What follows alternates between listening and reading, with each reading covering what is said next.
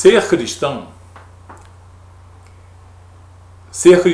é você ter a certeza, a autoridade de que você é uma criatura nascida do alto, nascida de novo, nascida de Deus. Pelo poder que somente Jesus tem, pelo poder que somente o Espírito Santo de Deus tem. Ser cristão é ser uma nova criatura, nascida pelo poder que em nós exerce o poder de Jesus, hoje através do Espírito Santo de Deus. Quando nós temos a autoridade de nos dirigirmos às pessoas e a todo o mundo espiritual, a todo principado e potestade, e quando nós dissermos: o autor e consumador da minha vida eterna e da minha salvação é o Cordeiro Santo de Deus, Jesus Cristo. E o Espírito Santo de Deus, que Ele me concedeu, testifica todas essas coisas. Que Ele é meu Senhor, o meu Salvador, o meu Remidor. E a Ele, e somente a Ele, eu presto reverência. E só Ele é digno de todo louvor e de toda adoração. Ele é o único, porque Ele é o cerne das Escrituras Sagradas. Ele é o âmago de toda a cristandade. Ele é a figura central e exponencial das Escrituras. Esse Jesus, Ele me salvou, Ele me ensina muitas coisas, mas Ele, antes de tudo, me salvou e me reconciliou com Deus. Ele é o Senhor e soberano da minha vida.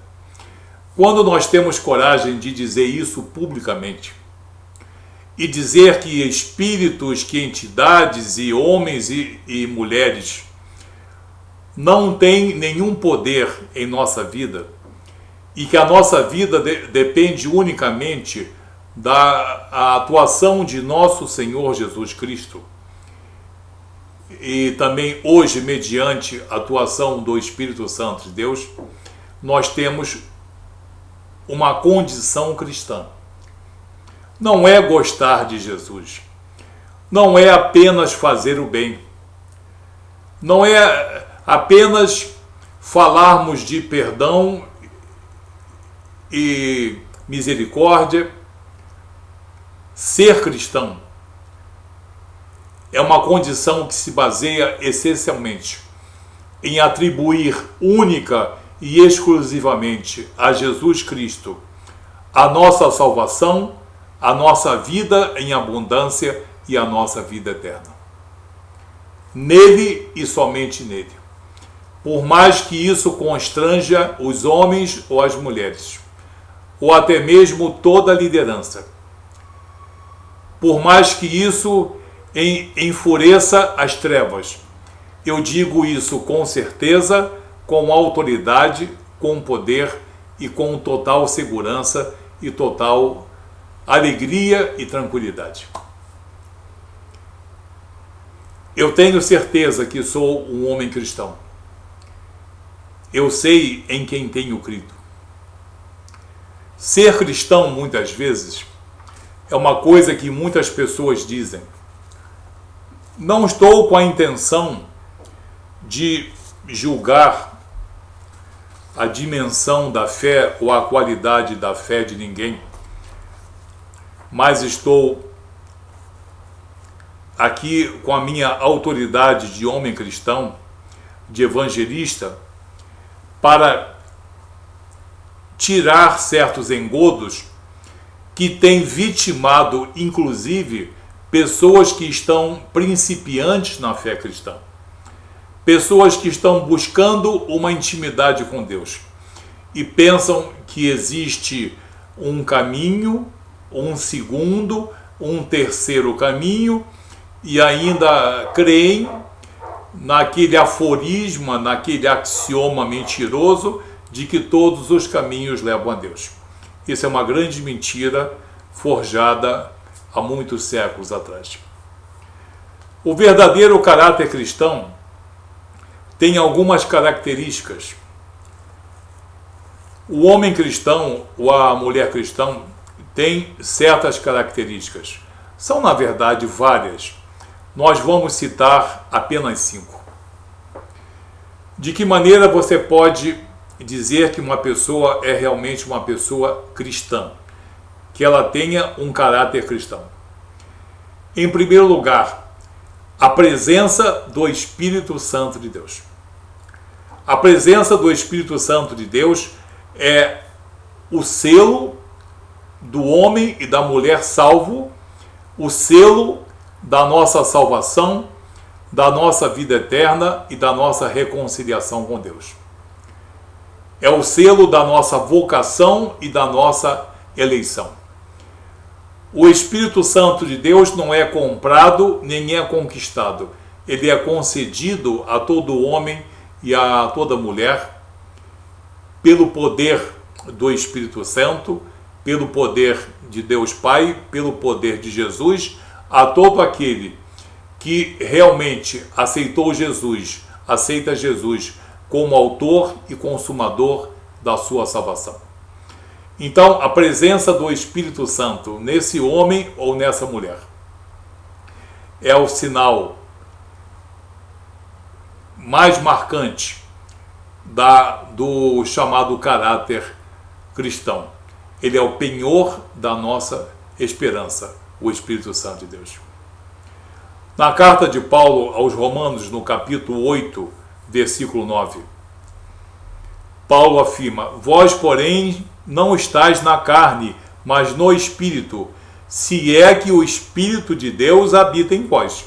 Se é que o Espírito de Deus habita em vós. Mas se alguém não tem o Espírito de Cristo, esse não é dele. Esse, a ele, Jesus, não pertence. Então, a presença do Espírito Santo de Deus é uma condição sine qua non para o homem ter a certeza de que ele é cristão.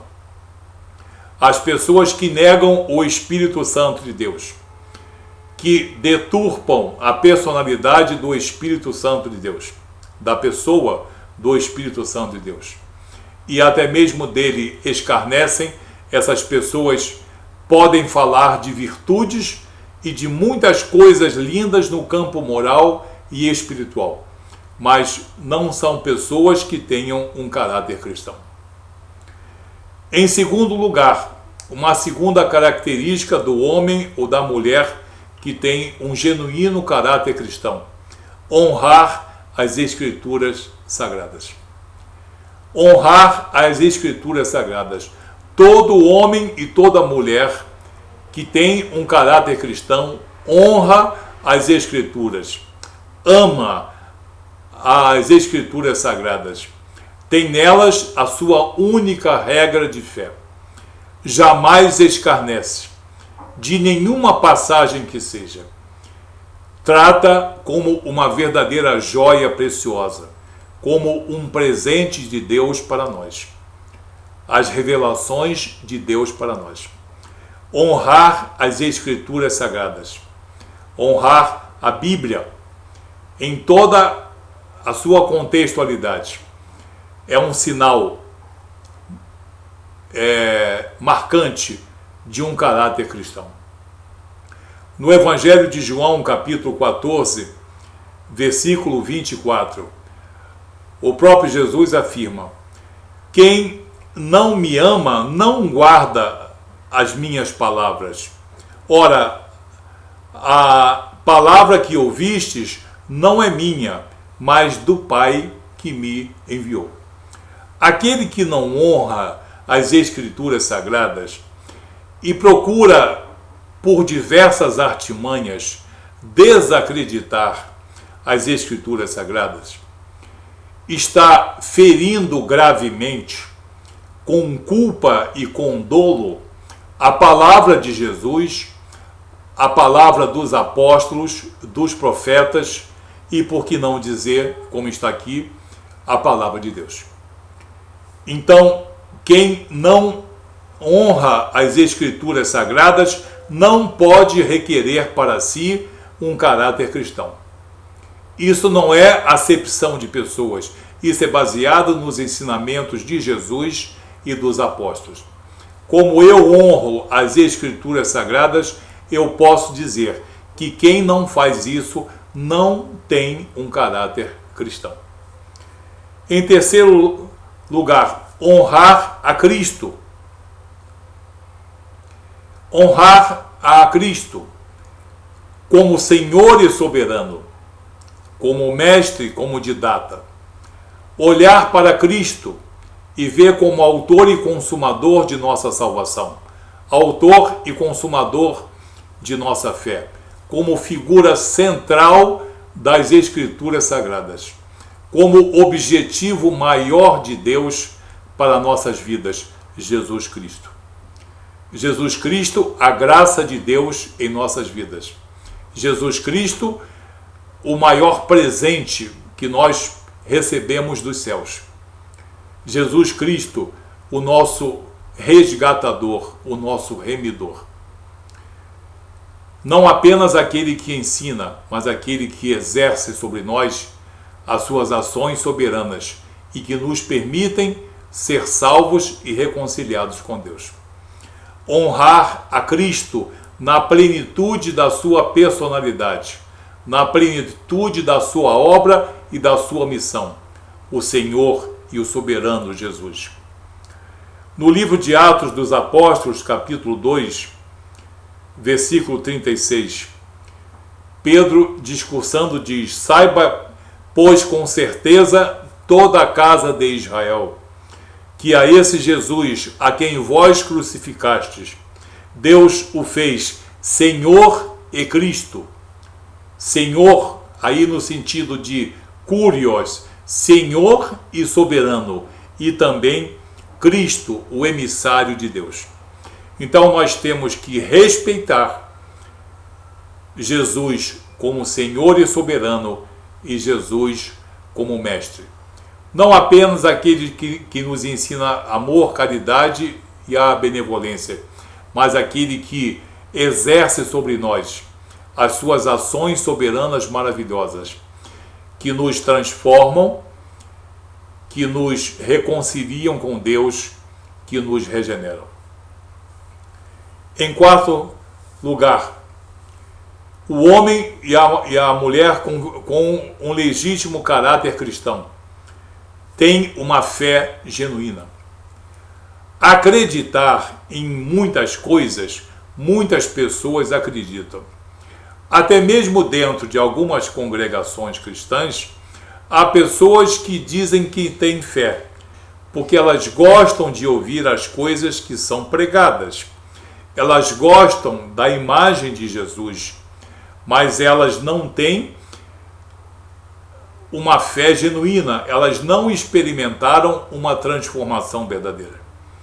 Elas têm uma fé intelectual, uma fé de entendimento do que aconteceu na cruz, mas o que aconteceu na cruz não modificou nem o seu coração, nem o seu entendimento, nem as suas atitudes. Uma fé genuína é uma fé que denota o caráter cristão. Em 1 Pedro capítulo 1, versículo 9, diz o apóstolo Pedro: alcançando o fim da vossa fé, a salvação de vossas almas. A fé genuína é uma fé salvadora, é uma fé salvítica. Por quê? Porque é uma fé reconciliadora com Deus, é uma fé regeneradora, é uma fé decorrente da justificação propiciada por nosso Senhor Jesus Cristo sobre o nosso espírito.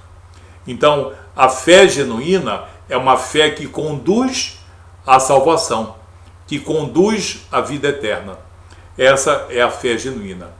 Não é apenas acreditar, porque algumas pessoas acreditam e não serão salvas, porque em certos momentos em que são solicitadas, elas demonstram que têm apenas uma informação ou uma simpatia, mas não foram submetidas a uma fé genuína, transformadora, regeneradora, que, segundo o apóstolo Pedro, culmina com a salvação de nossas almas. A fé genuína nos traz a salvação de nossas almas, nos traz a vida eterna. E em quinto lugar, um novo nascimento.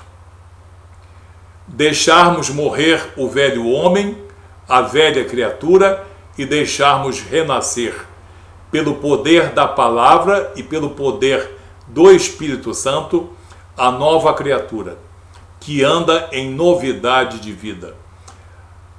É nesta vida que muitas vezes nós andamos de modo errado, pelos caminhos esquerdos, e um dia, por atuação do Espírito Santo, nós nascemos de novo, nós nascemos do alto, nós experimentamos um novo nascimento.